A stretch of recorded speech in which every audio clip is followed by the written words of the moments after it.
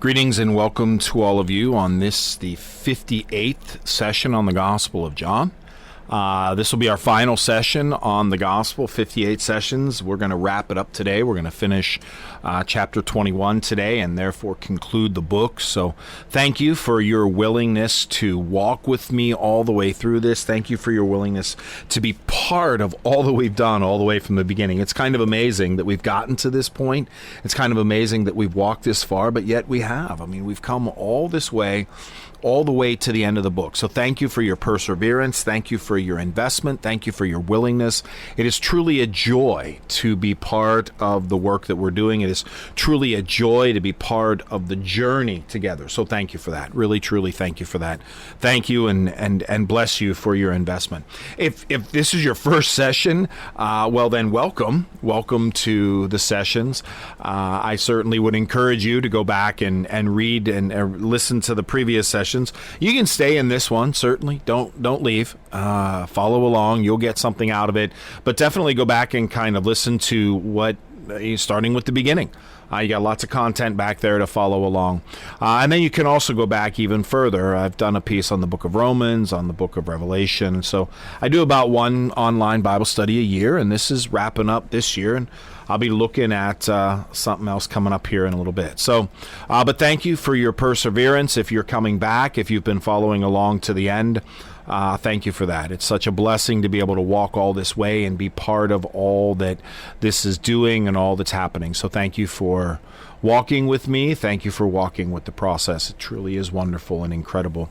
So I'd encourage you to have a Bible open before you. Oh, before I do that, before I go into the Bible aspect and have it open, I would encourage you to share this out there. Get this Bible study out there. I know this is the last session, but it doesn't mean that we can't get the Bible study out there for others to read and listen and hear, for others to engage. You know, that's part of the primary mission of the church, is to get the word out there, to proclaim the gospel to others. So I definitely would encourage you to share this. Get it out there. Share it on your social media, share it on your Facebook or your Instagram or your Twitter, or whatever way you connected with this. I know that the church has these platforms out there, so share it out there so that others can and will hear it, so that others can and will engage in it. The more that we get people involved and engaged, the more that people will interact and celebrate. And that's the work that we're called to do. We're called to do this. So get it out there. Share it out there for others to experience, because that's what we want to do. We want to get this stuff out there for others. So share it out there, get it out there so that others will follow along and will be able to engage the word. Tag me in it, tag the church in it. Love to see where you're engaging from. Love to see where you're connecting to us at. That'd be really awesome. So definitely get it out there. Get it out there for us to be able to experience. It'd be awesome. And if you have any questions or want to contact me. For many of you, you know how to get a hold of me. You just go through the church. But at the end of the session, at the end of each of these sessions, my contact information comes up, so you can reach out to me that way. Definitely, and any questions you have, I'll be happy to try to answer for you as best as possible. Okay, so now I'll get to the Bible aspect of it. If you can have a Bible open before you, then have a Bible open before you. If you can have the text in front of you, I always encourage it. The more that people have the text in front of them, the more they read the text, the more you're able to engage it and see actually what the printed words are. Oftentimes we hear things and we listen to things, and that's great, but we don't necessarily put our eyes on the words. So put your eyes on the words, whether it is whether you're looking at a paper copy or a digital copy. If you can have the Bible open before you do it. Now, I know that some of you can't. Maybe you're working out, maybe you're at work, maybe you're maybe you're driving or what have you, and that's fine. That's perfectly fine. If you can't, then don't.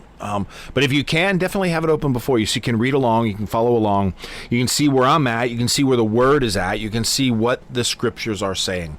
Again, always very important for us to be able to do that, to be able to follow along and see what the Bible is actually saying to us, what the Bible is actually speaking to us. So follow along. Follow along, get those words out there, get that stuff out there. That's awesome. I'm really happy that you're part of it. I'm really happy that you're here and that you're engaged and that you're involved. So definitely thank you very much for that. All right, so we're in the Gospel of John. Obviously, we're in the last chapter of the Gospel of John. We are all the way in chapter 21. John is the fourth book of the New Testament. Matthew, Mark, Luke, and John.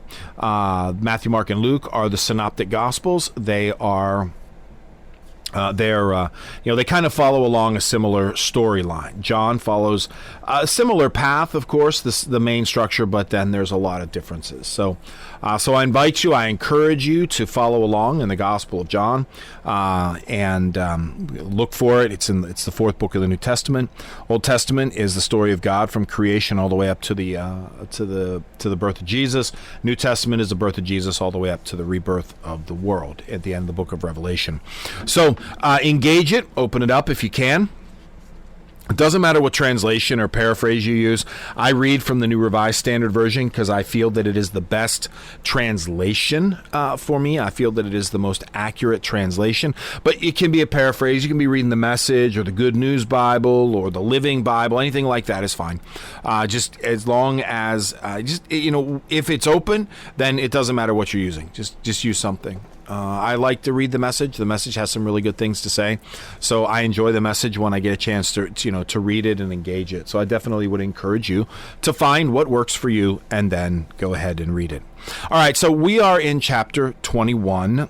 Jesus has just revealed himself to the disciples the third time. First two times were in the upper room, Easter Sunday and then the week later, and then Jesus revealed himself to the disciples on the shore of the Sea of Tiberias, where the disciples were out fishing. And then Jesus called out to them on the boat, and they had a monster catch, and they came in, and they're having breakfast with Jesus, and they're dwelling with Jesus, and the meal is already prepared for them, and that's where we pick up. They're still in the midst of the meal. When they had finished breakfast, Jesus said to Simon, son of Peter, Simon, son of John, do you love me more than these? He said to them, Yes, Lord, you know that I love you. Jesus said to him, Feed my lambs. A second time, he said this to him, Simon, son of John, do you love me? And he said, Yes, Lord, you know that I love you. Jesus said, Tend my sheep. He said to him a third time, Simon, son of John, do you love me? Peter felt hurt because he had said to him a third time, Do you love me? And he said, Lord, you know everything. You know that I love you. Jesus said, Feed my sheep. Very truly I tell you, when you were younger, you used to fasten your own belt and go wherever you wished. But when you grow old, you will stretch out your hand, and someone else will fasten a belt around you and take you where you do not wish to go. He said this to indicate the kind of death by which he would glorify God. After this, he said to him, Follow me. Okay, so this is really kind of the last interaction that there'll be one more interaction after this, but this is really kind of the last interaction that Jesus has with Peter, or really kind of the last teaching moment. This is really important. This is there's a lot that takes place here, but this is really important. So they had finished breakfast, and Jesus goes into this dialogue with Simon. Now, if you didn't catch it when I was reading through it, Jesus asked Simon 3 times about love. Now, what is Jesus giving Simon a chance to do? Recant. Jesus is giving Simon a chance to recant his denial. That's what he's doing. First time, Simon, son of John, do you love me more than these? And when he says these, he's pointing to the disciples, but more so, do you love me more than the world? Remember, Simon denied Jesus because he was afraid of the world. He was afraid that if he acknowledged Jesus, what was going to happen? He was going to be, arrested. Simon didn't want to be arrested, so he denied Jesus to protect his own skin. That was the point. So now Jesus is saying, Simon, do you love me more than the world? Do you love me more than you love the world? I'm giving you a chance here now to recant your betrayal, your denial of me. And Simon says, Yes, Lord, you know that I love you. And so that love needs to be seen in action. Feed my lambs. That is really and that's kind of the staple on it. If we want to talk about what does loving God look like, loving God looks like coming to worship and singing and praying and praising and being involved in the celebration of the Eucharist. But loving God also means doing the work that cares for God's people. God's love, loving God, is not just a passive thing where we show up and receive. We get that in order to be able to go out into the world to love others. Okay? Loving God is an active thing, not by doing all these great things for God, but by doing all these great things for each other. Martin Luther would say, God doesn't need your good works, but your neighbor might. So Jesus is like, look, do you love me? I'm giving you a chance to turn back on your denial. You know that I love you. Good. Now feed my lambs. Now feed my lambs. Give to, and a lamb is an infant. It's a small thing. Feed the vulnerable. Feed the small. Feed the sick. Feed the broken. Feed my lambs. So Jesus gives Peter the chance to undo his denial, make the public proclamation of his love, and then see what that love looks like.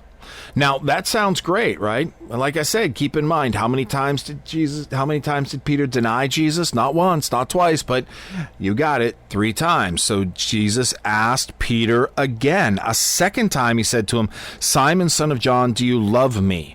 Now, notice it's not do you love me more than these. The question is changing a little bit. It's growing a little bit. Do you love me? And a second time he said to him, yes, Lord, you know that I love you. Okay. Now, and that is a fascinating thing. Yes, Lord, you know that I love you. Yes, I know that you love me. I just need you to hear. I need to hear you say it. You need to publicly proclaim it. And I think that's one of the things that is a challenge for a lot of believers, even still now, is it's not just enough to know, but there needs to be a public proclamation.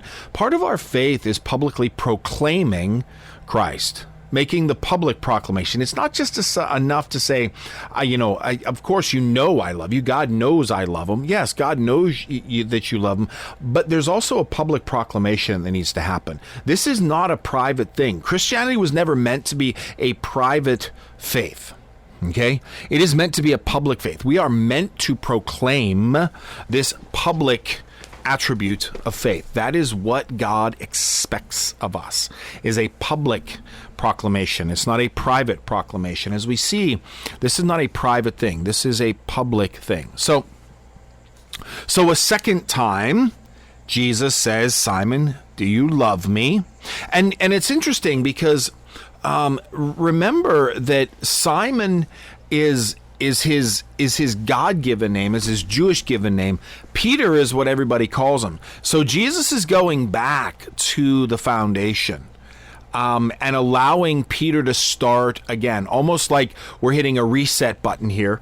Do you love me? Yes, Lord, you know that I love you. You know I love you. Of course, I know you love me, but I need you to say it. I need those words to come out of your mouth. I need to hear, and you need to hear you say, as well as everybody else. Yes, Lord, you know that I love you. Jesus said, tend my sheep. So feed my lambs, care for and provide for the smallest and least, and tend my sheep. Watch over those who are in my sheepfold. Watch over those whom I give you. In John, we really don't have a confession of Peter. Like right now in the lectionary, we're right around the time of Peter's confession here in the church, where Jesus, gives Peter the mission. We really don't have that in John, but this is as close to it as we get. This is the commission that Jesus gives Peter to take care. Tend my sheep. Get out there and do the work that I've called you to do. Tend my sheep, which means you don't go fishing anymore. No more fishing. Your role as a fisherman is over.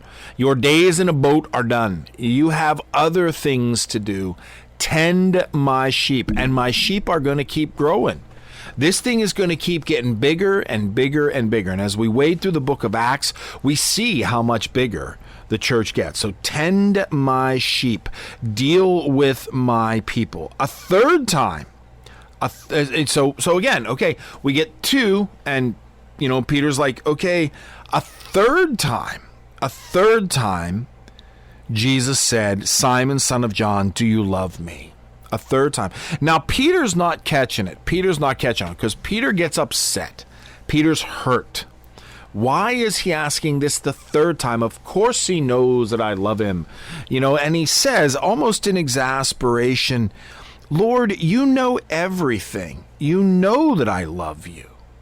You know that I love you. Yes, I know that you love me, Peter, but the last time you had the chance to say it, you dropped the ball. And I'm giving you the chance to pick the ball back up again. I'm giving you the chance to own what you didn't own before. I'm giving you the chance to identify what you didn't identify before. I'm giving you the chance to be my disciple. That's what Jesus is doing here. And Peter, and I think, again, Peter's not connecting one to the other. Peter's not seeing that what Jesus is doing is tantamount to who Peter is and what Peter needs to deal with. Peter's just, feeling hurt because Jesus asked him 3 times. But what Peter isn't seeing is that Jesus is giving Peter a chance to undo what he did. This is the living out of forgiveness. This is what forgiveness looks like being lived out. The living out of forgiveness. Jesus is laying out for Peter the ability to undo what he did on Good Friday. How incredible is this? I look at this and I think of all of the things that Jesus could have done here, of all the things that Jesus could have done post-resurrection. The amount of love and forgiveness and grace and peace that Jesus is offering is incredible. It's just truly incredible. And the joy is that same is offered to us, that we receive that same level of peace and love and grace. How incredible and how magnificent that is even for us. Peter feels hurt, but you know what? I mean, if it's not painful or if it's not challenging, how much is it worth? I mean, when we go into the act of confession and forgiveness, if it's just blah, blah, blah, routine, say the words to get to the next thing because I want to get on to breakfast or whatever, if there's no, as Luther says, if our sin doesn't grieve us, then is it really our sin? Well, Peter's hurt. Because he's hurt because Jesus asked a 3rd time, but I also think he's hurt because he has to confront what he has to confront, and that is his own sin, and he doesn't want to do that. He doesn't want to confront that. He doesn't want to own that. He's kind of likes to want to graze over it, and what's in the past is in the past, like Rafiki from The Lion King. It's in the past. Why are we dwelling on it? Well, we have to. We've got to confront it, and that's what Peter is doing. Peter is confronting what happened in the past, and it's really, really important for him to do that. So then he says, feed my sheep. Feed my lambs, tend my sheep, feed my sheep. Take care of those who are in my purview. That's your job, Peter. Take care of those who are in my purview. Feed my sheep. Tend to my sheep. You do that, and you're going to be good, because that's the call. That's what's expected of you.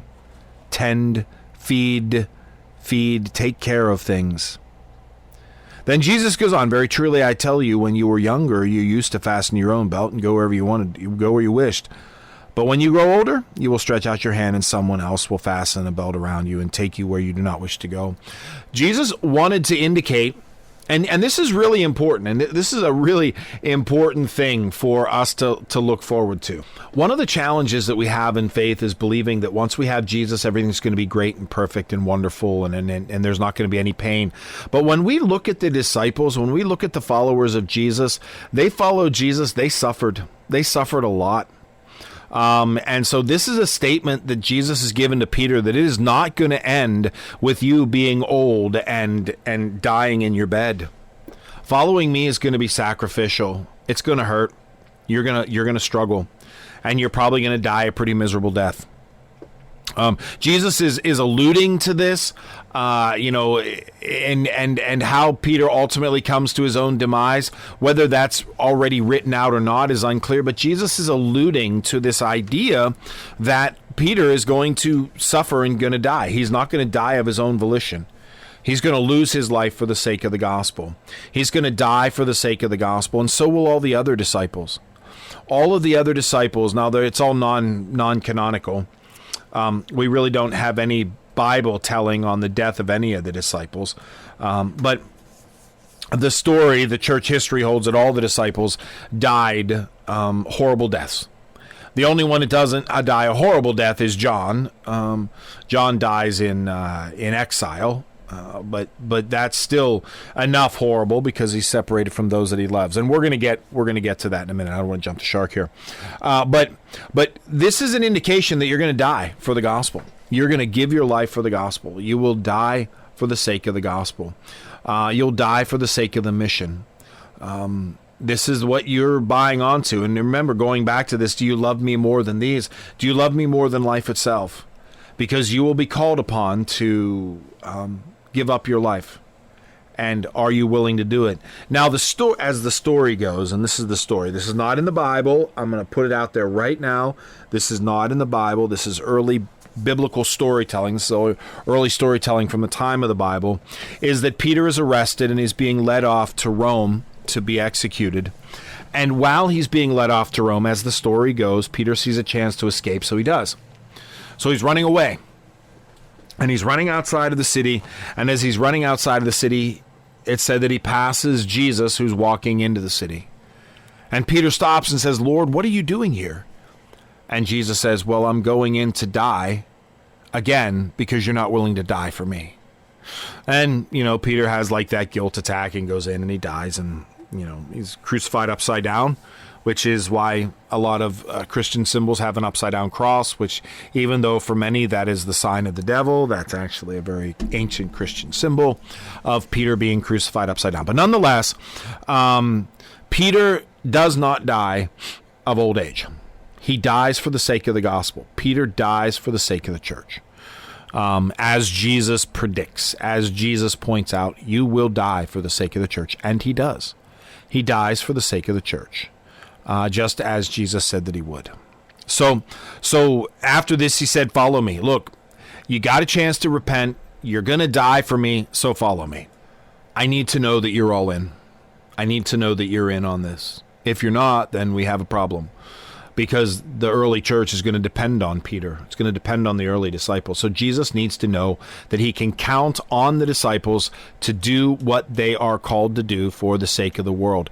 Jesus needs to know that he can count on the disciples to stand up and have an effect and have a point when it comes time for them to do it. And if he doesn't, if he can't depend on them, then he needs to look elsewhere. But Jesus needs to know. He needs to know that he can depend on the disciples, and that's just where it's at. So he's saying, now follow me. You know what's going to happen. You know you're going to die for me. Now follow me. And we see that Peter does. So verse 20. Peter turned and saw the disciple whom Jesus loved following them.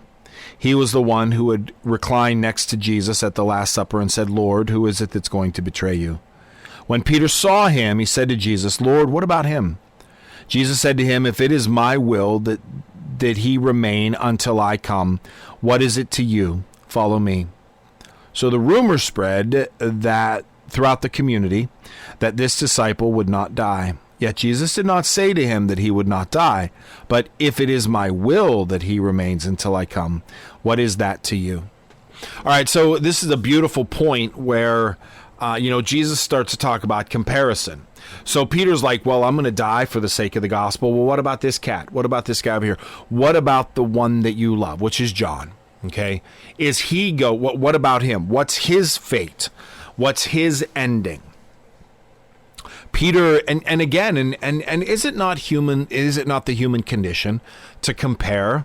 Especially when we get bad news or tough news, do we not want to compare with others and think, well, what about them? What's so special about them? Why should they get? Do we not want to compare? Of course we want to compare. We want to compare with others. We want to compare our state with others. We want to compare our place with others. It's part of the human condition. It's part of the work that we do together. There's no doubt about it. The question that remains is it faithful? Is it faithful to compare ourselves with each other or those around us? Is it faithful for us to compare ourselves as a community to other communities? Well, Jesus kind of lays it out for us. So Peter's like, what about him? Lord, so Peter turned and saw the disciple whom Jesus loved following them, the one who was reclining next to him. If you look at the Last Supper, if you look at pictures of the Last Supper, like from Da Vinci, from Leonardo da Vinci, then you'll see that in the Last Supper, it is believed that the one whom Jesus loves, the one whom is important to Jesus, is on his left, as you're looking at the picture. So as you're looking at the picture of Leonardo's Last Supper, Jesus is the one, John, is the one on the left, kind of soft and young. Maybe you're familiar with the Da Vinci Code, the book, and the argument that that's actually Mary Magdalene and not John. Maybe you've heard that, maybe you haven't. If you haven't, then sorry, I don't want to put a monkey wrench in the works. If you have, well, then it's most likely not true. But nonetheless, yada, yada, yada, that's the myth in the story. But anyway, so Peter is talking about John. This would be the one that reclined with Jesus at the Last Supper and asked who was going to betray him. What about him? Lord, what about him? Is he going to die a horrible death for you? Now, Peter could have asked this of anybody, and maybe he did. Maybe he asked this of all the disciples, but the writer of John is only including this one because, well, it's about him. And how is it that John, of all of the disciples, lives to a ripe old age? Now, let's think about it here for a minute. If we really date this book, if this text is 80 years after the crucifixion and resurrection, it's believed to be written between 100 and 120 CE. That would be between 70 and 90 years after the crucifixion and resurrection, which happened right around 31 CE. How is it that John gets to live to the ripe old age while all the other disciples are being hung upside down, beheaded, drawn and quartered, torn in half, gutted, stabbed with a sword, burned at the stake? The ending of a disciple is not very good. So how is it that he gets to live to a ripe old age? And Jesus says, look, if it's my will that he remain till I come, what is it to you? Follow me. His outcome shouldn't in any way dictate your response. This is a very important thing, and I think this is important for all of us. My faith shouldn't influence, if we're not comparing faith here, all right? This isn't a comparison. The gifts I've been given. The gifts you've been given. The journey you have. The journey I have. We're not in competition with each other. Jesus is like, look, if that's my will, then that's my will, but that's not up to you. Your job is to follow me. Your job is to involve yourself with me. Your job is to follow me. If he gets to live to a ripe old age and see me come back, that's on him. But if your job is to die for me, then that's your job. That's it. There's nothing else. That's your job. That is what is expected of you, and I expect you to do it. So if your job is to follow me, then follow me. If your job is to die for me, then die for me. But follow me. That's all. I don't want you to do anything else. I want you to follow me. I want you to be part of the mission as long as you're part of the mission. So Jesus is taking Peter's focus off of others and putting it back on who? Peter. Focus on yourself, dude. Focus on your own work. Focus on your own place. This is about your work, not anybody else's. Focus on yourself, dude. Don't focus on anybody else. And that's really a really strong call for us. We are called to focus on ourselves and not focus on anybody else. It's not our job to figure out where other people are at or compare ourselves. It's our job to look at us. And Jesus is like, look, if it's my will, then it's my will. So rumors spread in the community that this disciple would not die. Well, that's not what Jesus said. It's funny how rumors happen, and they still happen today. Just because Jesus said one thing doesn't mean, and you hear the words, but the rumor spread that John wouldn't die. And that's not the case, and we know it. But that was the rumor. And so, even the early disciples are going to battle against rumors and lies. All right, so this is verse 24.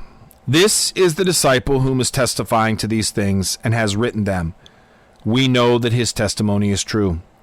But there are also many other things that Jesus did. If every one of them were written down, I suppose that the world itself could not contain the books that would be written. So this is really kind of the stamp. This is the end. This is the signature.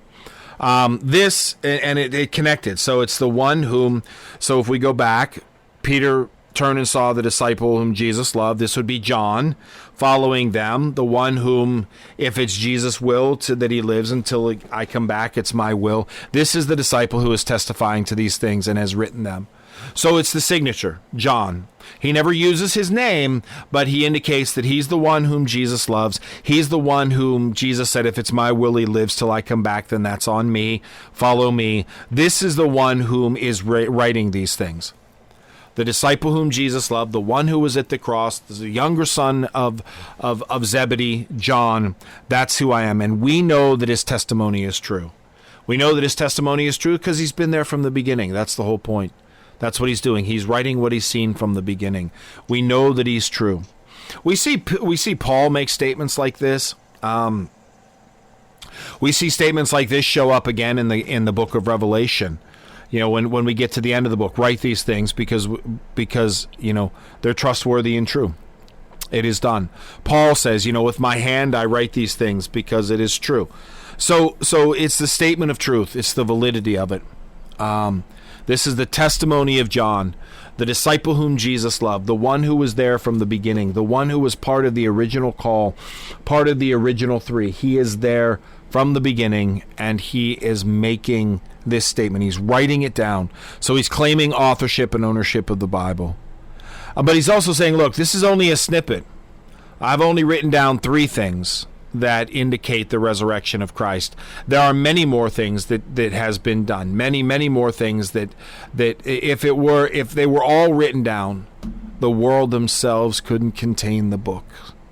There's so much more that Jesus has done. I've just written you a snippet, a little bit, so that you may come to believe. But if it was all written down, we would be inundated with books about Jesus because there'd be no way that the world could contain the books. And that's the wrap. I mean, that's the statement. It leaves it open-ended. So we don't have to look for Jesus to kind of close things off. John doesn't close things off, but the book is left open-ended. It is open to say that there's so much more out there that is happening that Jesus hasn't done yet. There's so much more out there that's happening that isn't written down. So if you have an experience with Jesus, if you have an experience that sounds like Jesus, but it's not in the book, it doesn't mean that it's untrue. It just means that it wasn't written down. But there's so many more things out there that Jesus did do, so much so that the world couldn't contain the books. This is a beautiful way to wrap up the book, but leave it open-ended for the growth of the church, for the growth of the story to continue. So it's almost like John saying, I'm putting the pen down. You can pick it up and keep writing your own part of the story from here. It's almost as if, you know, John is looking at each one of us saying, okay, here's the pen. What's next? What are you going to write? Because if we think about it, every believer has a part of this story. Every believer has a book to write about how Jesus has been part of their life. Every believer has a book to write, including you and me. All right, my friends, as always, my information will come, my contact information there, blanking on it. My contact information will come up at the end of this session if you want to reach out to me. I'd love to hear from you. Thank you for walking with me through this book, for walking with me through this sessions and this study. It's been a joy to be able to do this. As we conclude this session, I want to thank you for your investment and your time. But I will say this, there is more to come. There is more to come. There will be another series begun here fairly soon. I just want to let you know there is more to come. But for now, we're going to put a pin in the Gospel of John. God bless you. Thank you, and have a great day.